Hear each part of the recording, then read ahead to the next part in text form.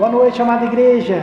Boa noite, meus irmãos. Tudo bem? Que Deus abençoe a vida de cada um de vocês.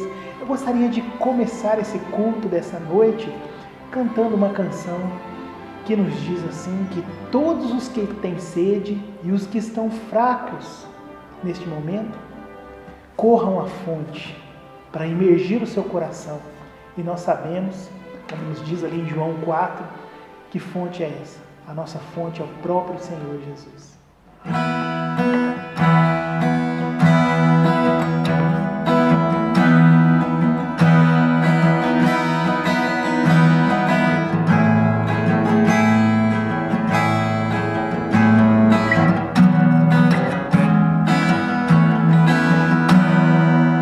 Todos que têm sede,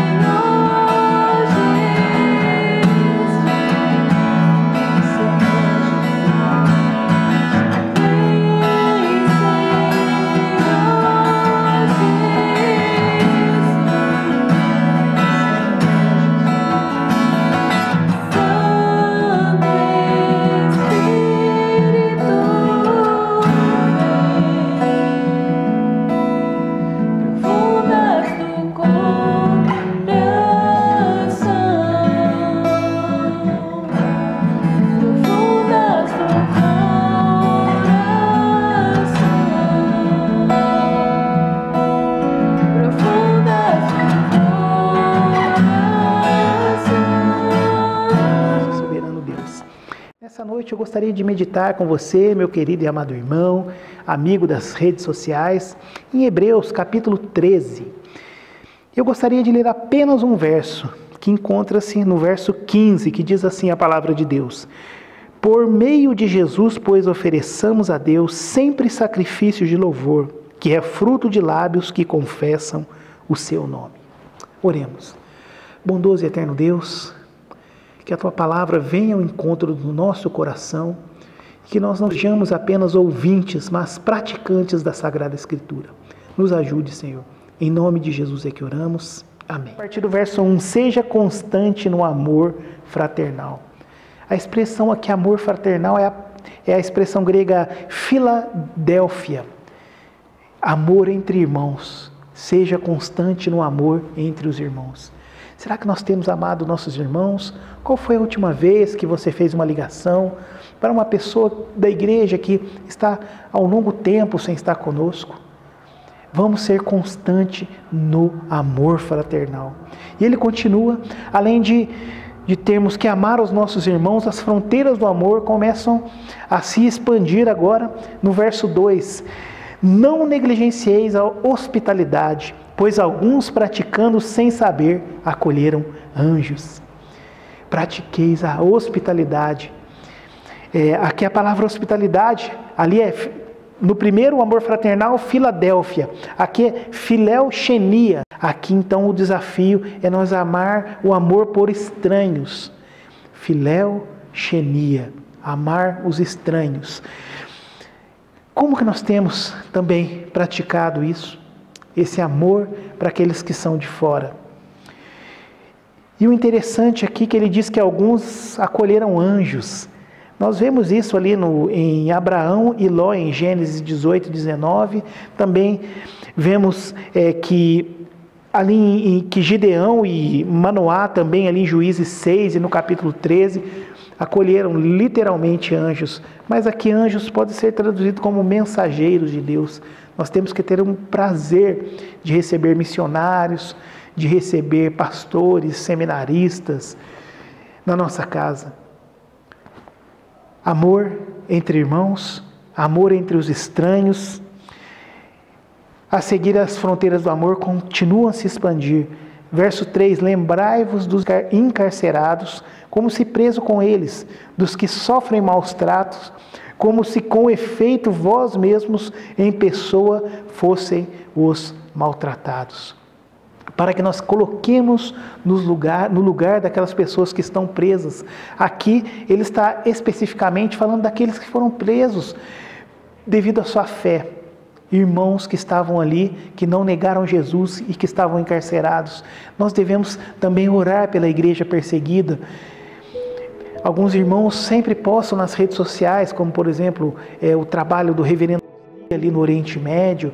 Nós temos agora, recentemente, estamos recebendo a visita da Priscila Troia, que estará conosco também, aqui na região, falando a respeito da sua obra missionária. Nós temos que orar por esses irmãos que têm sofrido diante da pregação do Evangelho. Continuando aqui, as fronteiras do amor agora se achegam para o íntimo do nosso lar. Olha que profundo o verso 4, digno de honra, entre todos seja o matrimônio. A palavra aqui, honra, ela aparece ali em 1 Coríntios, como pedra preciosa. Digno de honra, como uma pedra preciosa é o nosso casamento. Bem como leito sem mácula, porque Deus julgará os impuros e os adúlteros. Aqui é uma palavra muito profunda. Impuros aqui é o grego pornos, de onde vem pornografia.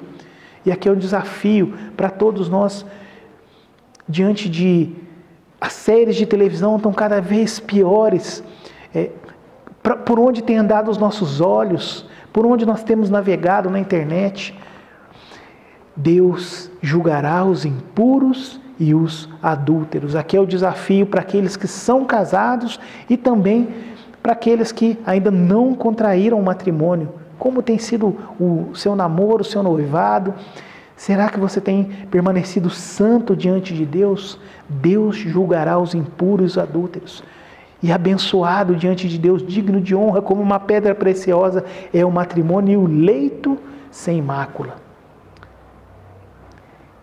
As fronteiras do amor continuam se expandindo, do amor entre irmãos, para o amor para os estranhos, amor para com os encarcerados, para o amor para com aqueles para os nossos cônjuges, e agora ele vai estar falando de algo interessante. Olha o verso 5, seja a vossa vida sem avareza. É a mesma palavra que ele usou lá em cima, filéu, aqui é o amor ao dinheiro. Essa palavra avareza aqui significa, na sua raiz, amor ao dinheiro. E aqui exatamente é para não fazer isso. Seja a vossa vida sem avareza. Não ame o dinheiro. Contentai com as coisas que tendes, porque ele tem dito, de maneira alguma te deixarei, nunca, jamais te abandonarei. Eu gosto muito do provérbio 30, verso 8, a parte B, que diz assim, não me dê riqueza nem pobreza, me dê o pão necessário. A vida de contentamento com Deus, não me dê riqueza nem pobreza, me dê o pão necessário. Será que nós temos estado satisfeitos com o que Deus tem nos dado, ou se a gente quer sempre mais? Mas será que o nosso coração está aplicado naquilo, ou o nosso coração está contente com Deus? E se Deus não permitir que nós tenhamos aquilo, nós vamos ficar chateados ou não? Isso mostra se aquilo se tornou um ídolo do nosso coração. Estejamos contentes com Deus, contentamento em Deus. E ele segue dizendo, por quê que nós devemos estar contentes com Deus? E ele diz aqui no final do verso 5, de maneira alguma te deixarei, nunca, jamais te abandonarei.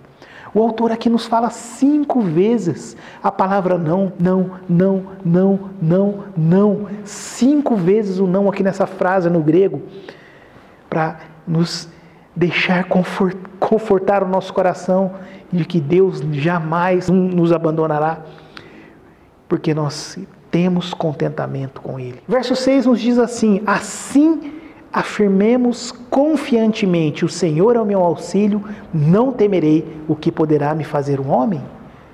Como diz ali John Knox, diante da rainha da Inglaterra, Maria Sanguinária, olha o nome da rainha, imagina só como era essa rainha. E ela dizia, eu tenho mais medo das orações de John Knox do que de uma milícia de soldados escoceses. Por quê? John Knox é autor de uma frase, um homem com Deus está sempre na maioria.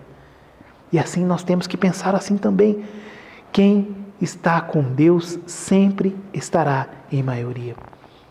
Continuando no verso 7, as fronteiras do amor agora vão se expandir para os nossos pastores e líderes. Lembrai-vos dos vossos guias, os quais vos pregaram a palavra de Deus, e considerando atentamente o fim da vossa vida, imitai a fé que tiveram. E o verso 17, obedecei aos vossos guias e sede submissos para com eles, pois velam por vossa alma com quem deve prestar contas, para que façam isso com alegria e não gemendo, porque isto não aproveita a vós outros.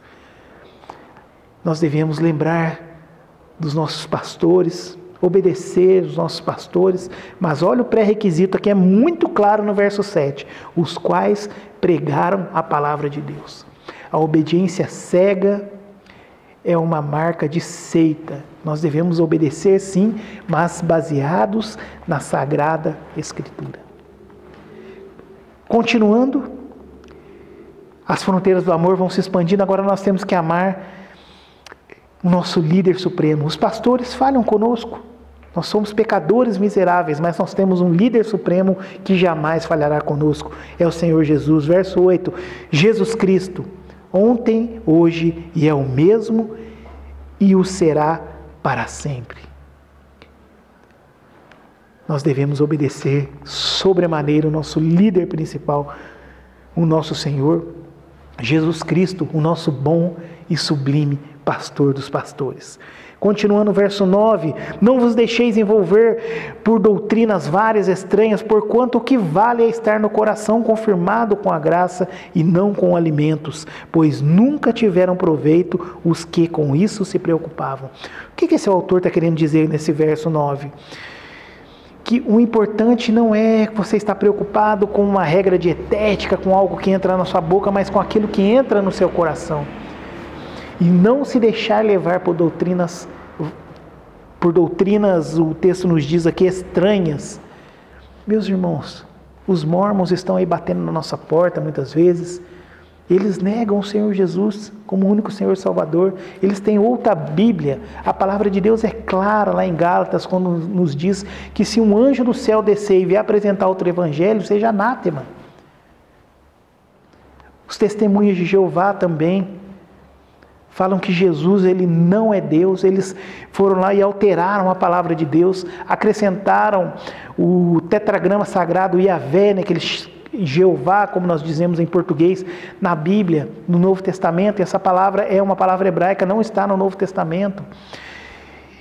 E lá em Apocalipse diz, então, meus irmãos, que a gente esteja atento nessas falsas doutrinas.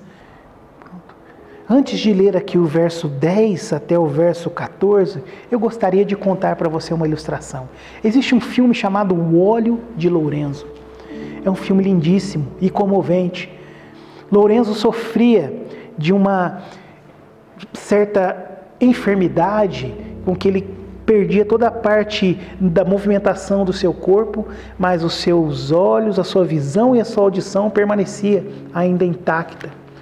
E ali ele praticamente definhando nos braços da sua mãe, a sua mãe chega com ele, vendo o seu sofrimento, próximo de uma janela, e diz assim, olhando para os olhinhos do seu filho e próximo aos seus ouvidos, aquela mãe diz assim: Lourenço, se estiver difícil para você, corra o mais rápido que você puder e vá para os braços do Senhor Jesus. É uma das cenas mais impactantes do filme. E assim também, meus irmãos, essa porção da Escritura agora, do verso 10 ao verso 14, diante dessa ilustração, olhe que profundo, diz assim: possuímos um altar do qual tem direito de comer os que ministram no tabernáculo, pois aqueles animais cujo sangue é trazido para dentro do Santo dos Santos pelo sumo sacerdote como oblação, ou seja, oferta pelo pecado, tem o seu corpo queimado fora do acampamento, ou seja, ali aquele animalzinho, ele era oferecido para Deus e depois os seus restos mortais eram queimados ali fora do acampamento, simbolizando a ira de Deus consumindo o pecado. Verso 12: por isso foi que também Jesus, para santificar o povo pelo seu próprio sangue, sofreu fora da porta, levando a ira de Deus.